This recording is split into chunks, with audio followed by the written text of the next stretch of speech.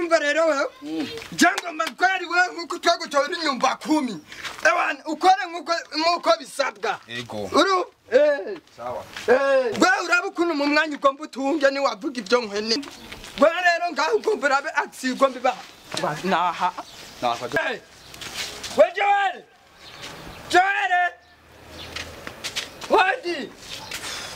umuranzinde kemigitone Joel Jacobo we nabyawe wa mutwala sawa mchefu nyumba 10 atwari inzu 10 kandi niji wawirimo ndabizi turamuwacha okurumva rero wewe je numvise ko arayigurishije amatabaro kandi rero yahubere umwana mubi nta nukuza kundaba sivyo nanzi badakora no musi ndakugurire rimwe okejewe rero kubinu sawa iryo rimwe naryo nkeneye je shaka kungopesha 220 gusa ndakugopesha jango pesha jawe ari dakora ari hijaje ari kwa kabiri cyangwa ari kumobwa je nzoguha none unenze ngurishije kinga gihe nishiza kungurana none uciza kungurana uzananye na nyumba ko oje Joel samara gije mushoboye kwishura umufite maraje Yakobo mu marapanga yiwe jewe oya wede karti yarindira kwanza waje we ni okay nachanga Yakobo je nagufitiye amahe jango bakugopesha sibyo nango muhamara yiwe none kugopesha ko ni kungupa de karti wasinze ko mu matwi nama nayame seka ngomba nimba Joel nango pe yakubanze ndukiye mu gitondo ambwiye yuko atse ku mafaranga yiwe ango peshe antu nkamushi nk'umushinga ntaye nka nyumba 10 ndamwishuriza umviriza nyumba 10 je ndabikubwire jewe nyimba nagurishije kinga nagurishije igi wanje ubu nta nikibade ndamufitiye kungopesha naho ntaza ku jawene manzi nyumva nango peshe yaragurishije matabaro kandi wambwiye ko akufitiye ideni nango peshe reka tuvugane wewe rero wenga kintu ugomba ukora ya action twaje turavugana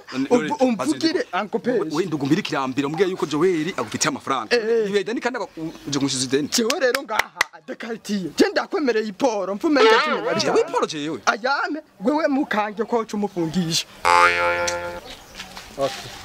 kirakemuke ndibaza mavyumvika je twabyumvikanye dekartiye mu ayo marora yamuha nayo muha ndamubera namufitiye nyumba 10 nguyu ni cyabona Yakobo ndakudunda nyumba 10 soneye wewe wabanye bwabugende bwamuhungu abonye soneye wewe uriko maracanga mu mutwe je nani kibade ndamufitiye muhamara yiwe Yakobo dekartiye wewe sizi imizi mu matwi ndiko ndavuga ango peshe jewe pisi imizi mu matwi wambwiye kwishyuza ahubwo yuka ukaboga nyene ukaboga wede kaciye twumvikane una mu brother impamvu je kumuseka ayo mahera sibyo sikuvuga ngo nuko ntafise nahijya ejono yaronka urumva gusa inuze amanyenzi yamyasaba gushira kontere muri toilette narafise yo kuyigura iyo kontere rero nayango peje Yakobo urumogi naho nabandi afise nayo nogwa kubera wajutanye nyumba 10 sawa byose birakemuka nyumba 10 haje iyi ninzigira 10 reka kena naziharuye zose ku murongo nyumba 10 jewe nisoneye wowe umba namudunze wabonye rero kumfata Johnson yewe andi mu rugo wanje Jose nyumba kumara bibona Yakobo uko niko meze gute kunkura muri abara gufita amaraje we none nyumba 10 wako mubwira ko ibyo twace turavugana utari urabyibuka none nambe kuzo kumwishura nyumba 10 cyangwa mpamara akantu ngaho nyene kandi urabibona uza kumvugira je nagiye mu byo wanje nyumba 10 kumbe nukumeze ya sinzagutora kandi ya genda urakitwa n'uburuhe yakomvira mu rupango umve twumvikane turekane bya nyumba kumaragiye ubu rero yango peshe d'accord sawa ingene yakugopera ari dimanche nzoce ndagwa nico nongera ko ni cyatanu cyangwa ikingorongoro nyaruce je nico nawe ndagukundira kandi byose ni nyumba 10 yari karadutera ateranye sawa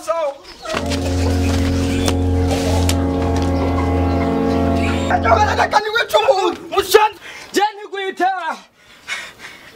akamara amata kumugabo ari hano